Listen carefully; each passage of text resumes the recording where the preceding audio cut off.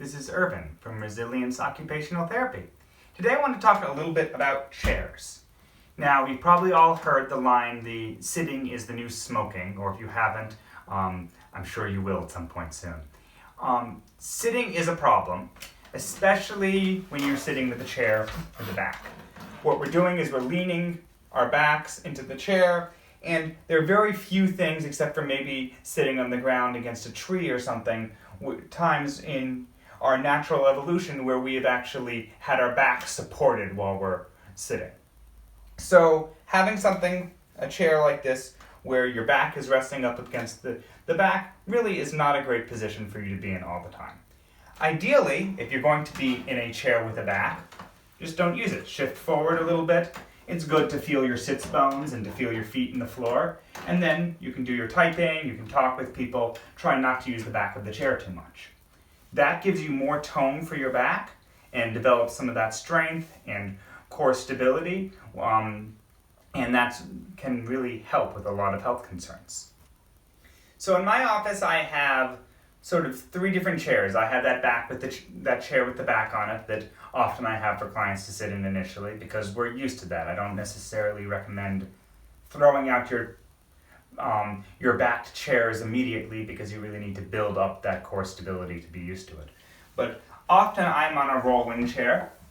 And as you can see, what's great about that is I can be center right on the chair and I can have my sits bones in the chair, my feet on the floor.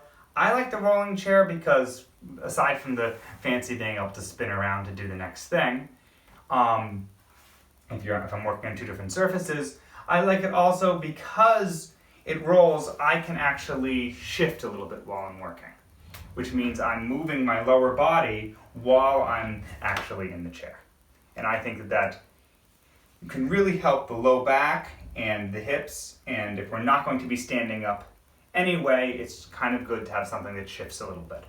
I don't have a ball chair to show you today, but I think ball chairs can have a very similar quality, especially if they're not in a stand, so you're having to maintain your balance while you're on the chair.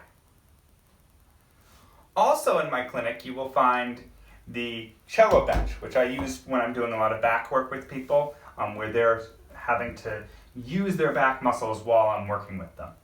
In any case, I think the Cello Bench is great for being able to maintain good posture, this one has a adjustable height, so I can make sure it's someone's knees are only slightly below their hips, but being able to sit on something like a Cello Bench is good. In general, moving is a good idea. If you're sitting in a chair for too long, regardless of whether it has a back or not, you're kind of sitting in it for too long.